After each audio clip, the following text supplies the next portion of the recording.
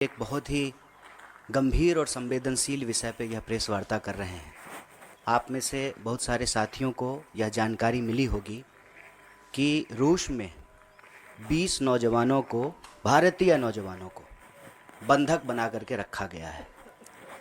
बंधक क्यों बना करके रखा गया है?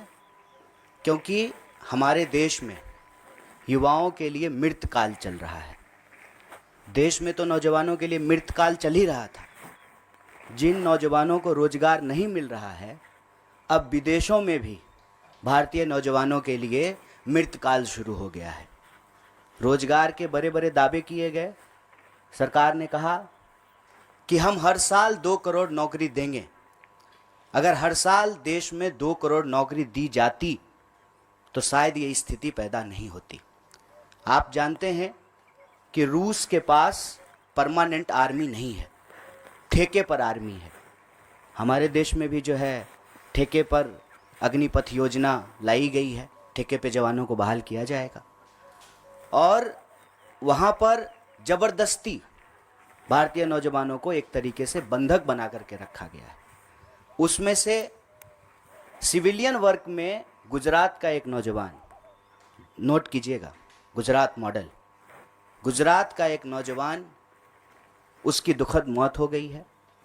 और इस संवेदनशील विषय पर चारों तरफ चुप्पी है। होता है ना कि मोबाइल में एक वाइब्रेशन मोड होता है और एक साइलेंट मोड होता है। तो जब प्रचार की बात आती है, फोटो आप का बात आता है, तो प्रचार मंत्री सक्रिय हो जाते हैं, वाइब्रेशन मोड ऑन हो जाता है। और देश से जुड़ा हुआ कोई विषय हो, नौजवान से जुड़ा हुआ कोई विषय हो, तो साइलेंट मोड पे चले जाते हैं। ये कितनी गंभीर विषय है कि देश में अगर देश के नौजवान अपने देश के लिए शहादत दे रहे हैं, जान दे रहे हैं, तो यह बात समझ में आती है कि यह देशभक्ति है। राष्ट्र के लिए जो है आप अपनी जान दे रहे हैं।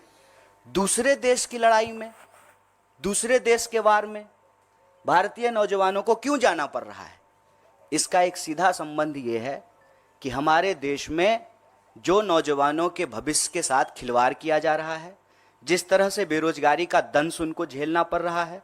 और आप सब जानते हैं कि पिछले 10 साल में बेरोजगारी दर लगभग दोगुनी हो गई है। 45 साल में देश के इतिहास में इतनी बेरोजगारी कभी नहीं थी। लाखों पद केंद्रीय विभागों में खाली हैं और सरकारी जो क्षेत्र हैं, राज्य सरकार के अधीन जो आते हैं, उसकी तो हालत आप सब देख ही रहे हैं कि क्या हो रहा है। जब हमारी भारत जोड़ो न्याय यात्रा उत्तर प्रदेश से गुजर रही थी, तो इलाहाबाद विश्वविद्यालय का एक नौजवान आया और कहा, भैया जितना इस देश में लव लेटर लीक नहीं होता है, उससे ज़्यादा उत्तर प्रदेश में क्वेश्चन पेपर लीक हो जाता है।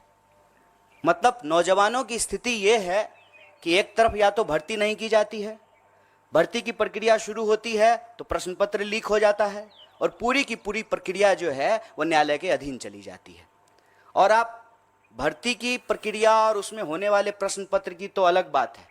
अभी आज आप लोगों ने देखा होगा कि उत्तर प्रदेश में बोर्ड के पेपर भी लीक हो गए हैं। ये जो